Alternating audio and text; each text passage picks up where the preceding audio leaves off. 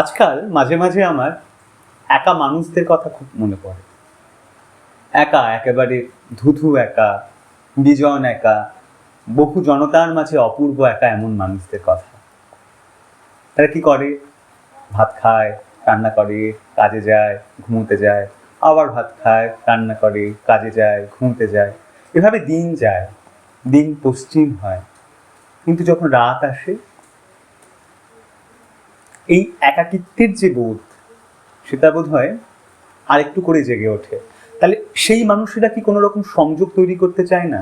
আর এক মানুষের সঙ্গে একটা যোগাযোগ বা সম্পর্ক গড়ে উঠুক, সেটা কি তারা চায় না? একেবারেই চায়। তারা কি ইচ্ছে করে একা হয়ে যেতে চায়? সেটা কথা নয়। যে নক্ষত্র নক্ষত্রের দোষ আমার প্রেমের পথে বারবার দিয়ে গেছে বাধা, আমি তা ভুলিয়া গেছি। এই যে কোন নক্ষত্রের দোষে আর কি করে যে একটা মানুষ একা হয়ে যায়, রাত্রিবেলা ঘুমানোর সময় সে শক্তি চট্টোপাধ্যায়ের কবিতা ছিল না যে আমার মতন একলা মানুষ দুখান হয়ে শুই। দক্ষযজ্ঞের সময় সতীর শরীরকে সুদর্শন চক্র 51টা টুকরোয় ভাগ করে দিয়েছিল, কিন্তু একটা একেবারে একলা মানুষ, বোকা মানুষ, যার কথায় কথায় চোখে জল আসে, এরকম একজন মানুষ যখন রাত্রিবেলা ঘুমোতে যাচ্ছে, সে কিন্তু তার ভালোবাসায় পিড়ি পেতে রাখে উঠোনের কোণে, যাতে কেউ এসে বসে একা একা। কিন্তু গভীর গভীর রাত শেষ হলেও কেউ এসে বসে না। তখন তার বিছানায় সে দেখে তার নিজের শরীরকে সে কোন অদৃশ্য সুদর্শন চক্রে আলাদা করেছে, দুখানা করেছে। দিন দিনের মতো যায় বট পাতায়, কিন্তু রাত আসে। রাতের সমস্ত আকাশের সপ্তর্ষি মণ্ডল, নীহারিকা সবকিছু নিয়েই রাত্রি আসে। তখন সে একা মানুষ, যার কথায় কথায় চোখে জল আসে, সে জানলা খুলে তারা দেখতে পায়। দেখে অসংখ্য তারায় আকাশ ভেসে যাচ্ছে। তার মনে পড়ে ছোটবেলায় ভূগোল বইয়ে পড়া লাইকা নামের কুকুরের কথা। একটি মেয়ে কুকুর, যাকে প্রাণের অস্তিত্ব কিভাবে অন্য জায়গায় সম্ভব এটা বোঝানোর জন্য যাকে পাঠানো হয়। সে ফেরে না, আমরা জানি। সেই লাইকা কুকুর মারা যায়। কিন্তু এই একা মানুষ জানলা খুলে ভাবতে শুরু করে, আচ্ছা, এই যে লাইকা মারা গেল, একটি নারী কুকুর, একটি মেয়ে কুকুর, তার মৃত্যুতেই কি সব শেষ হয়ে গেল? তার শরীরটা তো এই মহাকাশে পঞ্চভূতে মিলিয়ে গেল। তারপর কি হলো? লাইকার মৃত্যুর পর সেই মেয়ে কুকুর যখন একা একা মহাকাশে চড়ে বেড়াচ্ছিল, সে দেখতে পেল বিরাট কালপুরুষের নিচে লুকথক নামের পুরুষ কুকুর দাঁড়িয়ে আছে। একা মানুষ তো একা, তাই সে আর যা কিছুকেই দেখে সে একটু সংযোগ তৈরি করে দেয় তাদের মধ্যে। সে মনে মনে সেই মৃত লাইকা মেয়ে কুকুর আর কালপুরুষের সমর্থ লুকথক নামের পুরুষ কুকুর, এদের দুজনের মধ্যে একটা সম্পর্ক তৈরি করলো বসে বসে। এবং সে বুঝতে পারলো সারা মহাকাশ জুড়ে উলুধ্বনি, শঙ্খের আওয়াজ, পুরনো বাংলার বিয়ের গান বাজছে।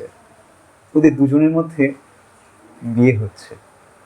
আমার গধূলি লগন এলো বুঝি কাছে, গধূলি লগন রে, বিবাহের রঙে রাঙা হয়ে আসে সোনার গগন রে, শেষ করে দিল পাখি গান গাওয়া, নদীর উপরে পড়ে এলো হাওয়া, ওপারের তীর ভাঙা মন্দির, আধারে মগন রে।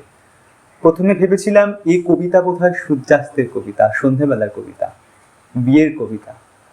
রবীন্দ্রনাথ এই কবিতা যখন একটু একটু করে আরো এগোয়, তখন বুঝতে পারি এই কবিতা মৃত্যুর কবিতা।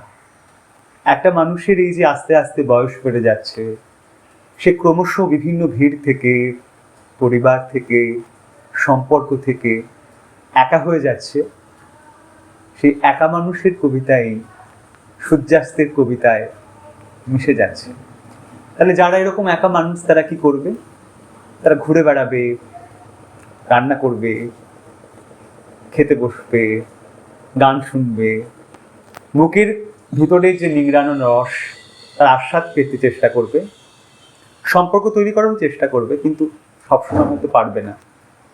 কোন নক্ষত্রের বসে, কিসের বসে, তার আলাদা হয়ে যাবে।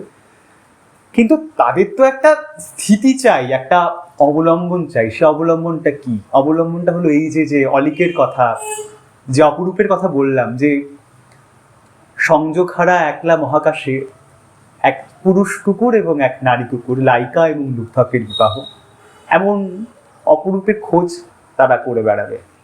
এই খোঁজ করে বেড়াতেই হয়তো সেই বৃষ্টি ক্ষতর মধ্যে কাঠের যে পিঁড়ি বিছিয়ে রাখা হয়েছিল, সেখানে কেউ একদিন এসে বসবে এবং তার সমস্ত একাকিত্ব ভুলিয়ে দিয়ে দুহাত বাড়িয়ে আমি তোমাকে ভালোবাসি, তোমাকেই বলে দুহাত জড়িয়ে নেব।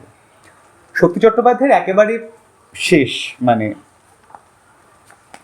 যে কবিতার দিকে যাচ্ছি এখন, এই বইটার নাম কিছু মায়া রয়ে গেল। এই মায়া বোধহয় রয়ে যায়, মায়ার মৃত্যু নেই। সেই কিছু মায়া রয়ে গেল বইয়ের কবিতা শুধু এই: সকল প্রতাপ হলো প্রায় অবসিত, জ্বালাহীন হৃদয়ের একান্ত নিভৃতে কিছু মায়া রয়ে গেল দিনান্তের, শুধু এই কোনোভাবে বেঁচে থেকে প্রণাম জানানো পৃথিবীকে।